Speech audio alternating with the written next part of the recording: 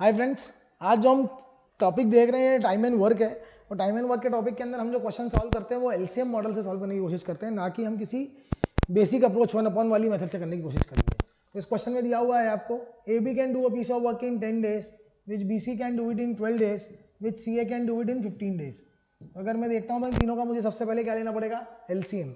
तो LCM of the time is 10, 12 and 15 is what, 60। तो यहाँ से ए बी की इफिशियंसी आ जाएगी 6, बी सी की जो इफिशियंसी वो आ जाएगी 5 और सी ए की जो इफिशियंसी वो आ जाएगी 4। तो यहाँ पे मुझे निकालना है in how many time all of the 3 will finish the work. तो मुझे वैल्यू चाहिए ए प्लस बी प्लस सी की। अगर मैं फॉर्मूला देखता हूँ तो मेरे पास में इंडिविजुअल ए बी सी की वैल्यू नहीं है। तो इसके लिए जो फॉर्मूला मैं यूज करने वाला हूँ उसको ध्यान से देख लीजिए आप। A B plus B C plus C A is equal to twice of A B C. तो नोट कर लीजिए इस चीज को, A B plus B C plus C A is equal to twice of A B C. ये formula use करते हैं ऐसे क्वेश्चन में जब ए बी बी सी सी ए अलग अलग काम करने के लिए अपने साथ होते हैं।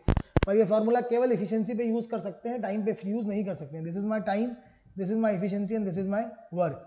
तो एफिशिएंसी में ए बी की एफिशिएंसी 6 है, बी सी की 5 है, सी ए की 4 है, and that is equal to twice of A B C.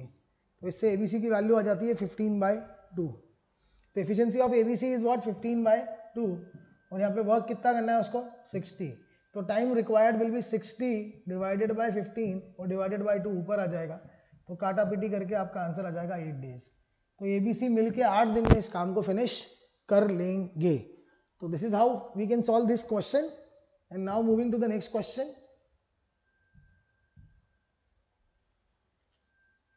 In this question, A is thrice as a good workman as B and takes 10 days less to do a piece of work than B, and B alone can do the whole work in. This is the question.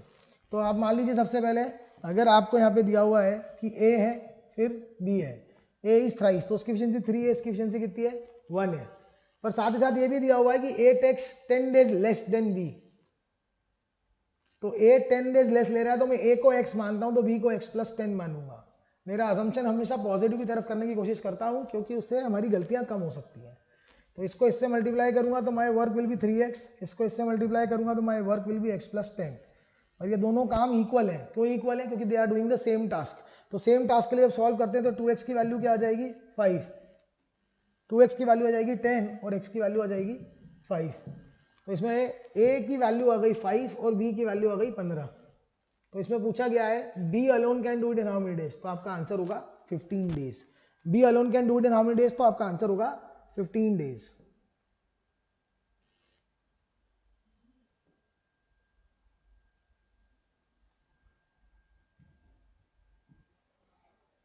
Two pipes A and B can fill a cistern in 8 and 12 minutes respectively if both the pipes are open simultaneously. Then after how much time B should be closed so that the tank is filled in 6 minutes. सबसे simple question के लिए start करते हैं। सबसे पहले हम A और B दोनों का एलसीएम लेते हैं टाइम का। तो 8 और 12 टाइम का एलसीएम लिया, ये आ गया 24। A की एफिशिएंसी 3 आ गई, B की एफिशिएंसी 2 आ गई। अब क्वेश्चन ये बोल रहा है then after both the pipes are open simultaneously, दोनों पाइप को साथ में स्टार्ट कर दिया गया है, उसके थोड़ी देर बाद बी को बंद कर दिया गया है। तो मैं अगर ऐसा बोलूं कि ए अकेला तो 6 मिनट तक काम कर ही रहा है, तो ए ने 6 मिनट तक काम करा है, तो कितना काम कर लिया है, 18। उसने बोला ए और बी ने साथ में स्टार्ट करा है लेकिन ए अंत तक काम कर रहा है और 6 मिनट में टोटल काम खत्म हो जाता है। तो कैन आई से लाइक दैट कि ए ने 6 मिनट काम करा है। तो जब ए ने 6 मिनट काम करा है तो कितना काम करा है, he has done 18 work and out of 24 18 is finish. तो बी ने कितना करा होगा, 6। लेकिन बी की एफिशिएंसी कितनी है, यहां से मैंने बी की एफिशिएंसी देखी कितनी है, 2, वो कॉपी करी तो बी कितने दिन में खत्म कर रहा है, 3 मिनट में। तो B was switched off after 3 minutes of the work when they started.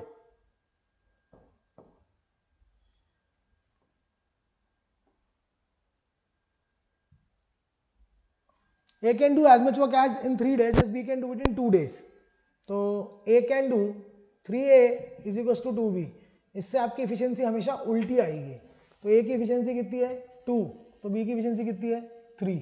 ये लिख लीजिए आप, अगर A की एफिशिएंसी कितनी है 2 तो B की कितनी है, 3।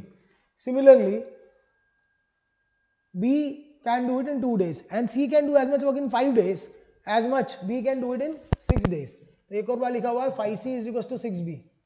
तो इससे C की वैल्यू हो गई 6 और B की वैल्यू हो गई 5। तो ये रेशो हमारा कंटिन्यू हो गया, B की वैल्यू 5 है और C की वैल्यू कितनी है, 6 है। तो जब दो रेशोज अलग अलग स्केल में होते हैं उसे मर्ज करने के लिए हम क्या करते हैं, इन्वर्टेड एन बनाते हैं। तो 5 2 कितना हो जाएगा 10, यहाँ आ जाएगा 15 और यहाँ आ जाएगा कितना 18। तो ratio of ABC is 10 into 15 into 18। What time C will take to complete the work that A can do it in 18 days। तो इफिशियंसी के अंदर हम बात कर लेते हैं, A B C, efficiency of A is 10, B is 15 और सी is 18। तो ए अकेला 18 दिन में काम करता है, तो 18 into 10, this is my time and this is my efficiency. तो इसके अंदर देखते हैं तो टोटल वर्क डन कितना आ जाता है 180। अब वो सी करने आ रहा है तो 180 को 18 से डिवाइड करेंगे तो कितना आ जाएगा 10 days। तो my answer would be D, C अकेला 10 days में कर लेगा इस टास्क को। सी अकेला 10 days में कर लेगा इस टास्क को। इंपॉर्टेंट ये था कि इफिशियंसी के रेशो अलग अलग दिए हुए थे, उसको मर्ज करके सेम स्केल पे लाना था हमें। इफिशियंसी के रेशो अलग अलग स्केल पे दिए हुए थे, उसे मर्ज करके सेम स्केल पे लाना था।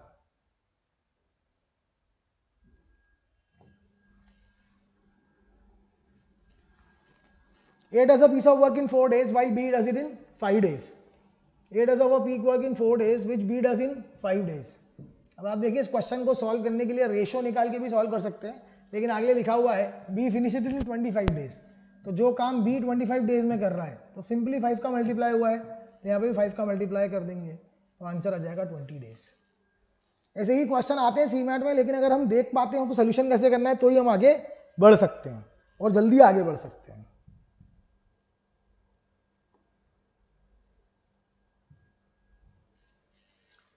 A and B can do a piece of work in 12 days, B and C can do it in 15 days। A B कितने दिन में कर रहे हैं 12 days, B C can do it in how many days 15 days and A C can do it in how many days 20 days। Then who among A B C will take the least time to do it alone। तो अगर आप देखेंगे solve करने का तरीका तो 12 15 20 LCM लेंगे 60 आएगा, इफिशियंसी आ जाएगी यहाँ पे 5, यहाँ पे आ जाएगी कितनी 4 और यहाँ पे आ जाएगी 3। तो क्वेश्चन यही पूछ रहा है आपसे कि सबसे जल्दी कौन करेगा। तो आप ध्यान से देखिए ऐसा कौन सा पेयर है सबसे ज्यादा टाइम ले रहा है, तो एसी सबसे ज्यादा टाइम ले रहा है। अगर एसी सबसे ज्यादा टाइम ले रहा है तो बी की इफिशियंसी सबसे ज्यादा है, क्योंकि एबीसी की इफिशियंसी तो कांस्टेंट है ना। अब इसमें जो जो पेयर है जो सबसे ज्यादा टाइम ले रहे हैं, तो एसी सबसे ज्यादा टाइम ले रहा है इसमें से, तो बी की इफिशियंसी सबसे एसी की इफिशियंसी सबसे कम होगी, जिसके कारण बी की इफिशियंसी सबसे ज्यादा होगी।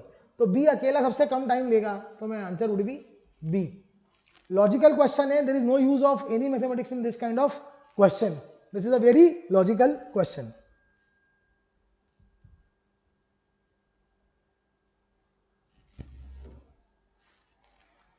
A can do a piece of work in 30 days and B alone can do it in 20 days. Let's write. A can do a piece of work in 30 days which B can do it in 20 days. A started the work and after 5 days B joins him. A started the work लेकिन after 5 days B joins him. तो A ने अकेले कितने दिन करा है 5 दिन काम करा है, और उसके बाद में A और B दोनों आ गए काम करने। तो पहले मैं यहाँ पे एलसीएम ले लेता हूँ, 30 20 का एलसीएम होता है 60। A की एफिशिएंसी 2 है, B की एफिशिएंसी 3 है। तो A ने अगर 2 की एफिशिएंसी से 5 डेज काम करा तो कितना हो चुका है 10। अब बचा कितना काम है 50। अब ये दोनों मिल के आएंगे करने, तो 2 और 3 से मिला के कितना कर लेंगे 5। तो यहाँ क्या हो जाएगा 10। तो A plus B can do this piece of work in 10 days।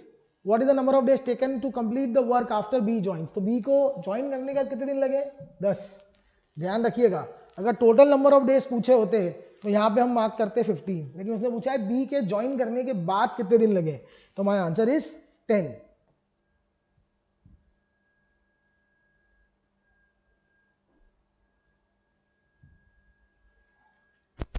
X is half as a good workman as Y. तो आप सिंपल सी बात कर रहे हैं, एक्स इज हाफ, तो एक्स वाई को 2 मानो, एक्स को आप 1 मान लीजिए। My assumption will not always go with not in points, हम उसको इंटीजर में मान रहे हैं। तो x is half as good workman as y, तो y की एफिशिएंसी अगर 2 है तो x की कितनी मानी हमने 1। And they finish the piece of work together. x और y दोनों मिला के 24 डेज में कर लेते हैं, एफिशिएंसी कितनी है 3। तो 24 into 3 वर्क डन इज 72। अगर x की बात करेंगे तो x विल टेक 72 डेज और y की बात करेंगे तो y विल टेक 36 डेज। तो this is the way we can solve this question. हमारे क्वेश्चन में पूछा है x कितने दिन में करेगा, तो answer will be 72 days. X would be doing it in 72 days.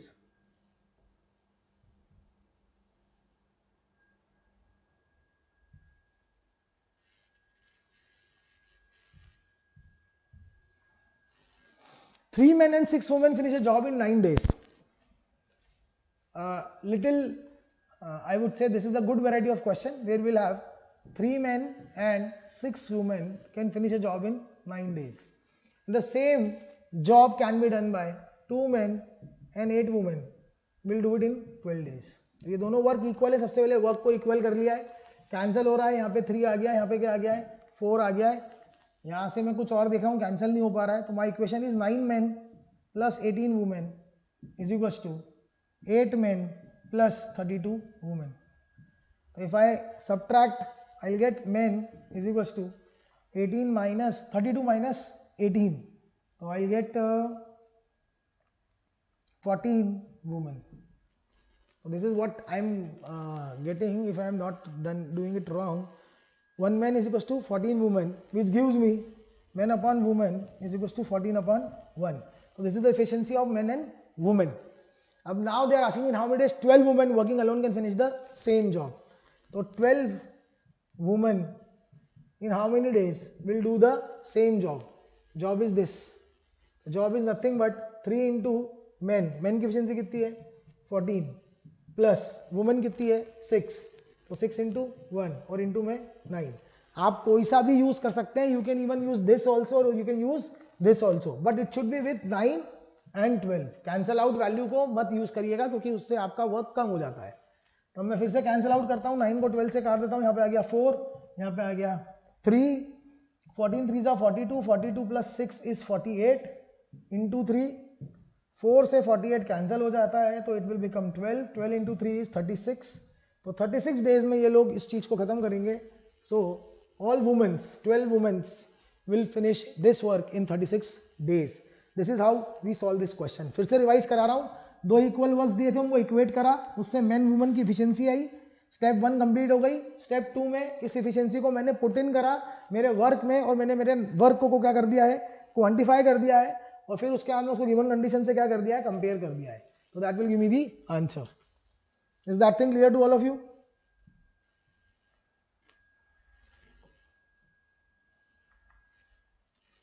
If the first pipe takes 30 minutes to fill a tank and the second takes 45 minutes to empty it, then how much time will the tank be full?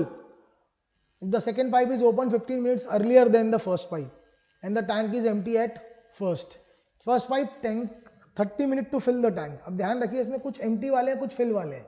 तो पहला pipe A है, उसके ऊपर plus लिख दिया क्योंकि वो fill कर रहा है 30 minute. And the second pipe takes 45 minute to empty it. B जो पाइप है वो खाली कर रहा है कितनी देर में, 45 मिनट्स में.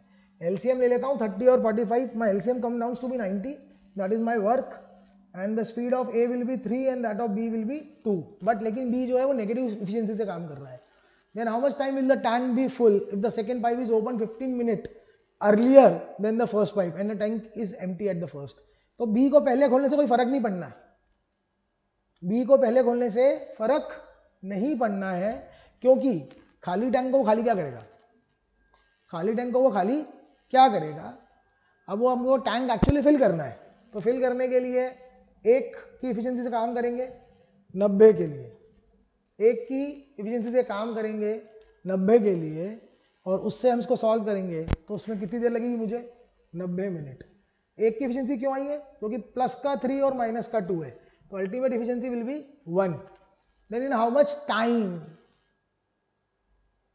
will the tank be full if the second pipe is open 15 minutes earlier than the first pipe and tank is empty at the first. So 90 minutes is supposed to be my answer. ध्यान रखिएगा इस बात को. खाली tank को खाली करने की खोलने से कुछ फर्क नहीं पड़ता है. तो ultimately it will be 90 minutes. Please make a note, it is going to be 90 minutes.